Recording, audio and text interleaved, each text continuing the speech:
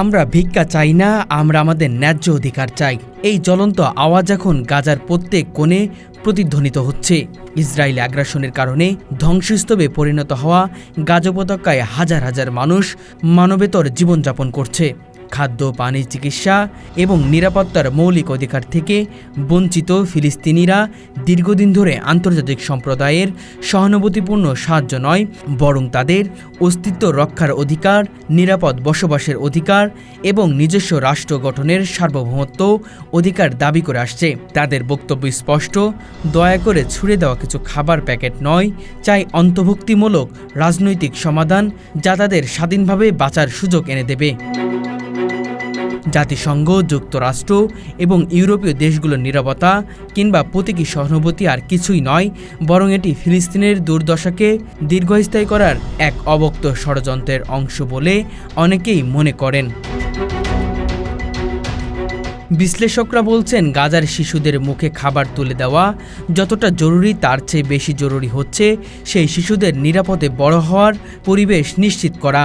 মানবিক ত্রাণ, বিমান থেকে প্যারাশুটে ফেলা, সামুদ্রিক প্যাকেট বিতরণ কিংবা সীমান্তে খাদ্যবাহী ট্রাক আটকে রেখে আন্তর্জাতিক সম্প্রদায় নিজেদের দায়িত্ব সারছে এমন ভান করা এক ধরনের ভণ্ডামি।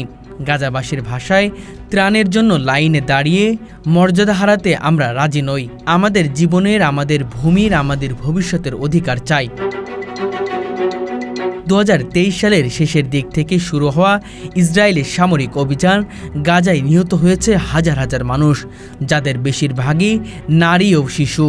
বিধ্বস্ত অবকাঠামো, ধ্বংসপ্রাপ্ত হাসপাতাল এবং ছিন্নমূল জনসংখ্যা প্রমাণ করে এখানে কেবল মানবিক সংকট নয়, বরং রাজনৈতিক উদ্দেশ্যপ্রণীত গণবিধ্বংসী নীতির বাস্তবায়ন চলছে। ইউনিসেফ জানিয়েছে, গাজার প্রতি 5 জন শিশুদের মধ্যে 4 জন তীব্র পুষ্টিহীনতায় ভুগছে। ইসরায়েলি হামলার কারণে 2023 সালের অক্টোবর থেকে 2025 সালের প্রথমার্ধ পর্যন্ত গাজায় প্রায় 4,20,000-এর বেশি শিক্ষা প্রতিষ্ঠান আংশিক বা সম্পূর্ণ ধ্বংস হয়ে গেছে। অ্যামনেস্টি ইন্টারন্যাশনাল বলছে, গাজায় ইচ্ছাকৃতভাবে পানি ও বিদ্যুৎ সরবরাহ বন্ধ করে মানবিক বিপর্যয় সৃষ্টি করা আন্তর্জাতিক মানবাধিকার চুক্তির সরাসরি লঙ্ঘন। দ্য গার্ডিয়ানের প্রতিবেদনে বলা হয়েছে, ইসরায়েলি বাহিনী প্রায়ই নোংরা যুদ্ধ কৌশল হিসেবে হাসপাতাল ও রেড ক্রিসেন্ট অ্যাম্বুলেন্স লক্ষ্যবস্তু করে থাকে।